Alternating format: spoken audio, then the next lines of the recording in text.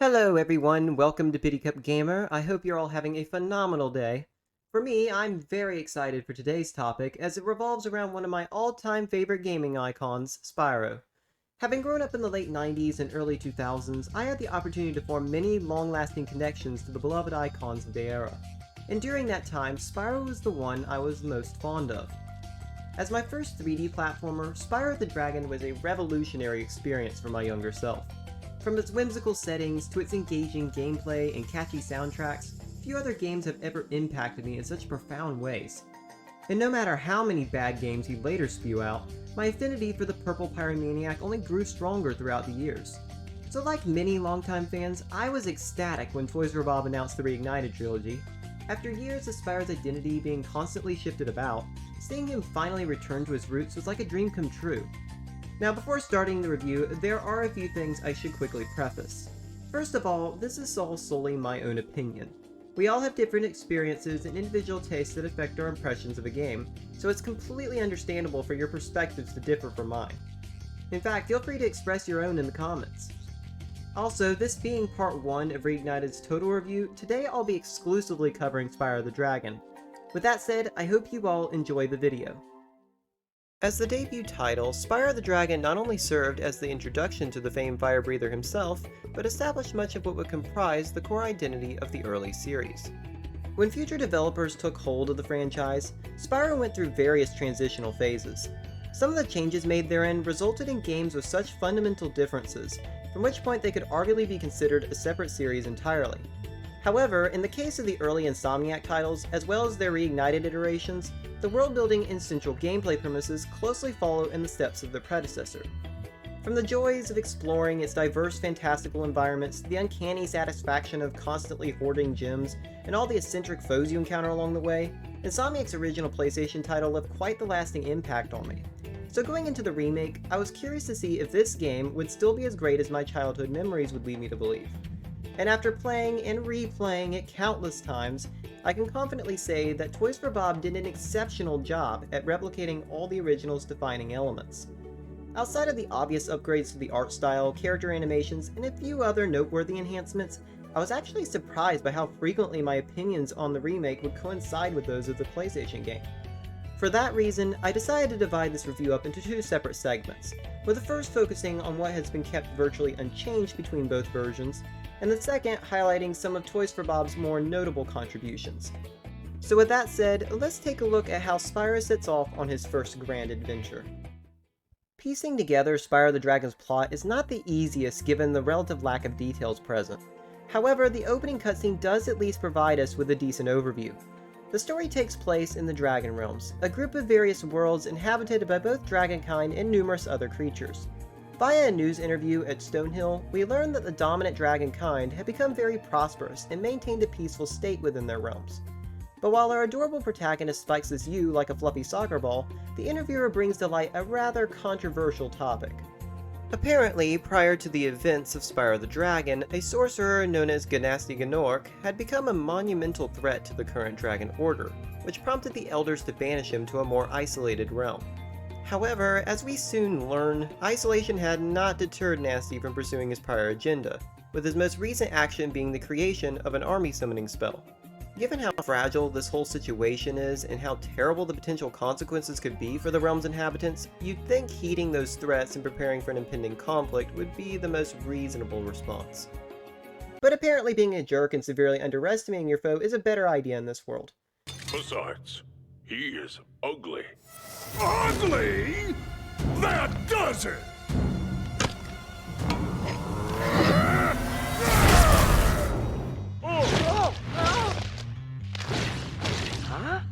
Honestly, I can't blame Nasty here. He kind of deserved that.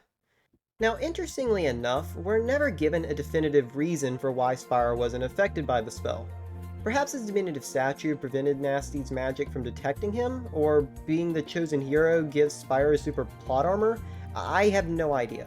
Regardless, from here on, Spyro embarks on his quest to liberate the now crystallized Elders and toast the Green Galoot and his fellow boogeymen. If there's one word I think best describes Spyro the Dragon as a whole, it's simple. Whereas the future titles would feature more fleshed out worlds and an increased willingness to experiment with the gameplay, Spyro the Dragon settles on a more basic format akin to those present in many classic platformers. As such, while all of the Reignited titles share similar traits and overall patterns, Spyro the Dragon is definitively the most linear out of the three. Every world Spyro enters is structured around fulfilling one or more of three basic objectives: locating dragons, collecting treasure, or recovering dragon eggs. While each of these objectives are achieved in different ways, they're all essentially treated as the collectibles within their respective levels. Saving captured dragons is by far the most straightforward out of these, as all it requires is for Spyro to simply reach the statue's location and tap its platform. Usually the dragons are placed in key areas within their worlds, but there are a few that are very cleverly hidden from the player. As for the gems, this is where things become a bit more complex. For every level, there's a set number of stolen gems for Spyro to reclaim. These are found by defeating enemies, cracking chests, or just picking them up in random spots. Out of all of Reignited's collectibles, these are certainly the most ubiquitous, as they're not only present within every level of Spyro the Dragon, but also in both of its sequels. Lastly, we have the Dragon Eggs, which introduces players to one of the most vexatious twerps ever spawned. Chasing after these cackling little imps is a pleasant yet frustrating task, as they will defy all known laws of physics in order to escape capture. Altogether, these three activities comprise the crux of Spyro the Dragon's gameplay in terms of progression, and we can clearly see this focus laid out at the very beginning. Upon rescuing the Elder Nestor, we're tasked with releasing a total of 10 dragons scattered about the Artisan's Realm. To meet that goal, Spyro must explore the Artisan's home as well as its 5 interconnected worlds. Once he's freed them, the balloonist in the Artisan's home agrees to transport him to the next realm, where you receive a new objective. Despite each realm's unique identity, nearly all of them share a common trend in terms of progression. Anytime you enter a new realm, your goal is to simply progress to the next. But either because the balloonist wants to test your mettle, or it's just a softie, you must first acquire a set number of dragons, gems, or eggs before you've met his approval. Such a straightforward approach is commonplace for many platformers, but with regards to the Spyro series, this only really applies to Spyro the Dragon. As the series evolved, the games gradually became less and less like the first, and in most cases these changes were for the better, as they provided Spyro with a much stronger identity. I'll get into this a bit more when I cover Ripto's Rage, but to summarize, I really think Spyro the Dragon would have certainly benefited from a more active storyline. We see very little of the villain, and the dragon's dialogue add nothing substantial to the plot whatsoever. However, these are merely minor nitpicks, as Spyro the Dragon is overall an incredibly enjoyable little romp. Much of this can be attributed to the game's solid level design. Every world Spyro enters has its own unique layout, foes, and environmental aesthetics to prevent them from ever feeling too similar. And while Spyro the Dragon is generally more sparing with its gimmicks than its successors, there's still a fair amount of new concepts sprinkled about the adventure. Whether it be testing your abilities to reach secret areas, having enemies manipulate the environment, or introducing power-ups like the Supercharge or interspecies kissing, Spyro the Dragon's use of gimmicks successfully contributes to an overall better experience without ever feeling out of place, which is something I really appreciate, as the future titles would eventually go a bit overboard with their gimmicks. There's also the flight challenges, which are a mini-game of sorts. Here you're rewarded gems for completing different series of objectives within a time limit. I really don't have much to say about these. They're fun, provide a nice break from the standard gameplay, and never overstay their welcome. Of course, the degree of enjoyment you get from playing a game heavily relies upon its physics and character controls. Generally, my impressions on the whole Reignited Trilogy is rather mixed. However, this is not the case with Spyro the Dragon. Out of the entire Reignited Trilogy, Spyro's default moveset is by far my favorite to use, due to its responsiveness and just how fluid his movements feel. Even in the worst areas of the game, this one aspect alone managed to keep me entertained. As for Reignited's physics, I never really noticed any real problems here either. There are some occasional blips here and there, but I never noticed anything that negatively affected its playability. Both the player and enemy hitboxes feel quite accurate, and I can honestly say that the few times I missed a platform was solely my own fault. Now before I get into my favorite aspect of the remake, there are two things I should mention first. So far in the review, I've been prioritizing Spyro the Dragon's positive traits. This was intentional, as I've always found its strengths to more than compensate for its few shortcomings. But while I can easily overlook these weaker traits, I do realize not everyone will share that sentiment. So I'll briefly touch on these issues before going any further. You may have noticed I completely brushed over a very prominent character earlier on, namely Sparx. And don't worry, we'll be talking about him now. Sparx is Spyro's health indicator and can absorb 3 hits himself before Spyro is ever vulnerable to losing a life. Outside of the bottomless chasms like in tree drops, this protection applies to any enemy and environmental hazard the player encounters. Taken on its own, this wouldn't be an issue at all. But when you combine this with just how effectively Spyro dispatches every enemy in this game, you're left with a very overpowered character. And if you do happen to take damage, most levels provide more than enough butterflies throughout, which Sparx can consume to regain his health. So courtesy of this little dragonfly of steel, Spyro the Dragon is generally a very easy game. Now, for players who enjoy more lighthearted collectathons like myself, this isn't a major problem. Despite their relative ease, enemies are still enjoyable to battle, and some of the latter foes you encounter do pose more of a challenge. So I really see this only being an issue for players wanting a more hardcore platformer, in which case the Reignited Trilogy isn't for you. However, I cannot overlook how poorly this correlates to Spyro the Dragon's boss fights.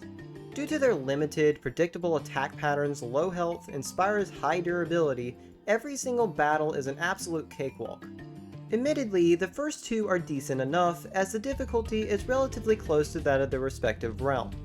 But from the time you reach Magic Crafters, the stakes seem to be lowered for no particular reason, oftentimes turning these levels into some of the easiest in the game.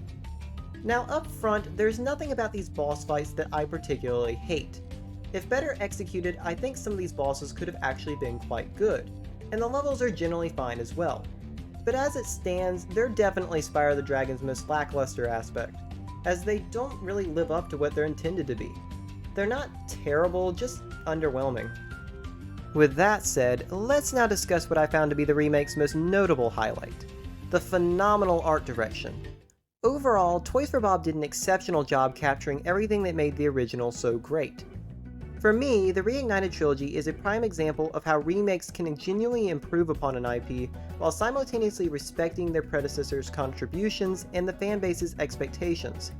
From the vibrant aesthetics, beautifully redesigned characters, and all the expressive animations, it's apparent Toys for Bob genuinely wanted to improve upon these games as opposed to just giving them a simple tune-up.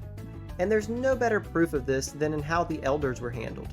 Providing each one of them with their own character model, unique animations, and distinct visual design is not only an incredibly impressive achievement, but addresses one of the original's weakest elements.